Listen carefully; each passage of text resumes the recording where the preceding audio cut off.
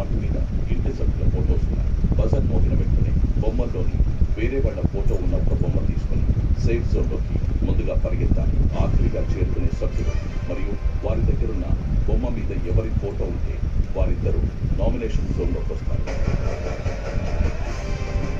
First day నుంచి నేను ఏదైనా చేస్తే నేను ఒంటరిగా ఒక సోలో ప్లేయర్గానే చేశాను.